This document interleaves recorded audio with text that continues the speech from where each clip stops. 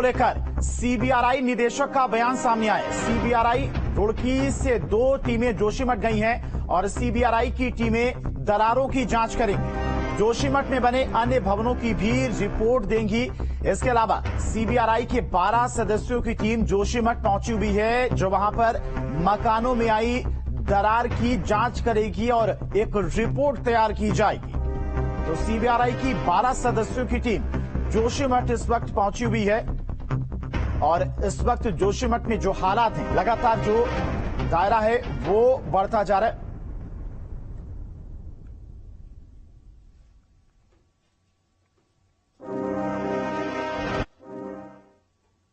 और जोशीमठ में भू धसाव से जुड़ी बड़ी खबर है। 12 दिनों में 5.4 सेंटीमीटर धसा है जोशीमठ। इसरो ने सैटेलाइट तस्वीरें जारी की हैं। एक्सक्लूसिव तस्वीरें सामने आई हैं जोशीमठ में भू धसाव को लेकर। 12 दिनों में 5.4 सेंटीमीटर धसा। देखिए तस्वीरें भी सामने आई हैं।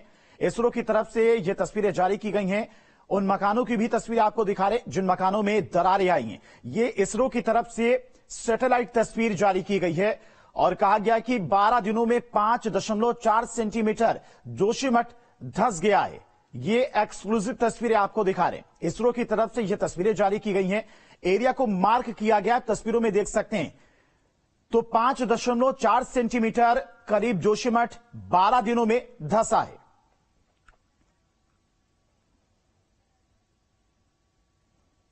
और देहरादून से इस वक्त की बड़ी खबर है। आज धामी कैबिनेट की बैठक है। जोशीमठ के हालात पर आपात बैठक है। 12 बजे सचिवालय में यह बैठक होगी। जोशीमठ को लेकर कैबिनेट में बड़ा फैसला लिया जा सकता है। तो देहरादून से इस वक्त की बड़ी खबर है।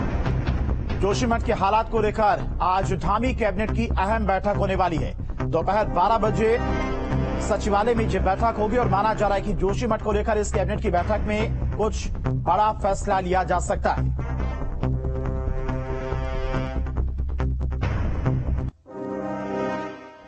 तो इरोजन के लिए रोकथाम के लिए बैककॉस्ट को संस्था के रूप में नामित किया जाना है। इसके लिए कल कैबिनेट में प्रस्ताव आएगा। स्वीकृति के बाद उसको आदेश जारी किए जाएंगे।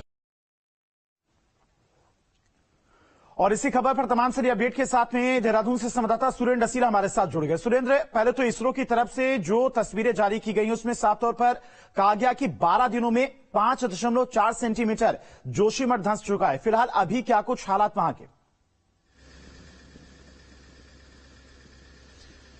देखिए, बिल्कुल जोशीमठ में ही मैं मौजूद हूं और जो आपने कहा कि इसरो की जो तस्वीरें आई हैं, पूरे 12 दिन का डेटा है ये। और इसके बाद की स्थिति क्या है, कितनी जमीन धंस रही है, इसको लेकर अभी विस्तृत रिपोर्ट कुछ दिनों में आएगी। और अभी अलग अलग राय है। विशेषज्ञों का कहना है कि अब जो स्पीड है वो थोड़ा कम हुई है। कुछ लोगों का कहना है नहीं, अभी भी स्पीड बरकरार है। तो इस पर कोई एक राय नहीं है और कोई कंप्लीट रिपोर्ट अब तक नहीं आई। इसरो ने जो फोटो जारी की है ये पिछले 12 दिनों की है, यानी अब तक जो स्थिति रही है।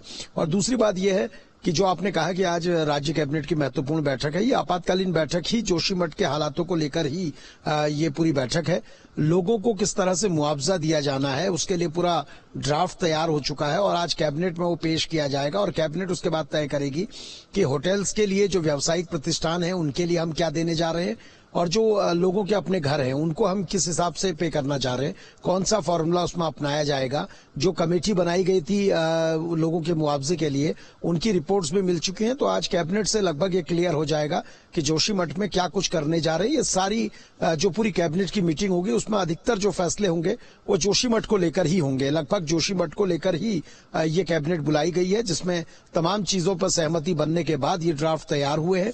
और आज कैबिनेट की बैठक के बाद ये क्लियर हो जाएगा कि जो लोग घर छोड़ेंगे उनको कहां विस्थापित किया जाएगा, कहां उनके रहने की व्यवस्था होगी, किस तरह से उनके घर बनेंगे, उनको क्या कंपनसेट राज्य सरकार करने जा रही है। तो ये सारी चीजें आज कैबिनेट में तय हो जाएंगी। सुरेंद्र, आप जोशीमठ में इस वक्त मौजूद हैं। फिलहाल वहां के जो हालात हैं वो भी आप लगातार देख रहे हैं। अभी वहां पर क्या कुछ स्थिति, जो दायरा जो कहा जा रहा था कि बढ़ रहा है दरार का, वो फिलहाल क्या रुका हुआ है, क्या कुछ स्थिति? और साथ ही साथ मौसम को लेकर भी क्या कुछ अपडेट, क्योंकि मौसम एक बड़ी बाधा बन रहा है।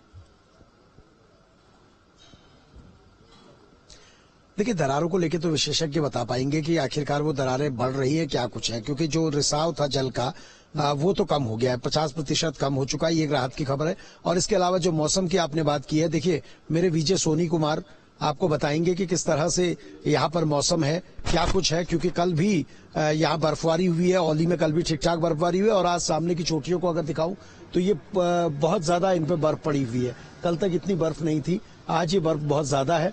ठंड बहुत ज्यादा थी। आज हालांकि धूप, अभी तो धूप नजर आ रही है, लेकिन दोपहर होते होते ये धूप खत्म हो जाती है और उसके बाद फिर बारिश और बर्फबारी यहाँ पर होती है, जो बचाव राहत कार्यों में भी थोड़ा सा दिक्कतें डालती है। रात में कल काम नहीं हो पाया क्योंकि ठंड बहुत ज्यादा थी, बारिश के चलते ये चीजें नहीं हो पाई। लेकिन आज फिर से काम शुरू हो चुका है होटल पे, उसको डिसमेंटल करने की कार्रवाई शुरू हो चुकी है और इसमें लंबा वक्त लगेगा क्योंकि मैनुअल तरीके से काम होना है और इसमें थोड़ा वक्त लगेगा और इसीलिए काम किया जा रहा है ताकि जो टीमें लगी हैं उनको भी सुरक्षित तरीके से ही वो काम करें, जिससे ना लोगों को नुकसान हो, ना टीम में काम करने वाले लोगों को कोई दिक्कत हो। सुरेंद्र, सरकार की तरफ से हर संभव मदद की जा रही लोगों की, लेकिन इस दौरान जब होटल को तोड़ा जा रहा था तो व्यापारियों की नाराजगी कहीं ना कहीं, जिनके होटल थे, होटल मालिक थे, उनका विरोध कहीं ना कहीं देखने को मिल रहा था। तो ऐसे में उनको सरकार से क्या कुछ उम्मीद दिख रही, क्योंकि आज कैबिनेट की अहम बैठक भी होने वाली है, धामी कैबिनेट की। देखिए, लोगों के साथ सहमति बन गई थी। जब मुख्यमंत्री आए थे, तमाम अधिकारियों के साथ बैठक हुई, जनप्रतिनिधियों के साथ बैठक हुई, स्टेक होल्डर्स के साथ मीटिंग हुई और उसके बाद ही एक रास्ता निकल गया था। तभी लोग सहमत भी हो गए थे। बिना सहमति के प्रशासन ने भी कहा था हम किसी तरह की कोई कार्रवाई नहीं करेंगे। जब लोग सहमत हो गए तो उसके बाद ये कार्रवाई शुरू हुई है और कैबिनेट से ये क्लियर हो जाएगा कि किस तरह से हम पैसा देने जा रहे हैं, जो क्षतिपूर्ति होगी वो किस तरह से होगी। ये सारी चीजें आज की कैबिनेट की बैठक में क्लियर हो जाएंगी।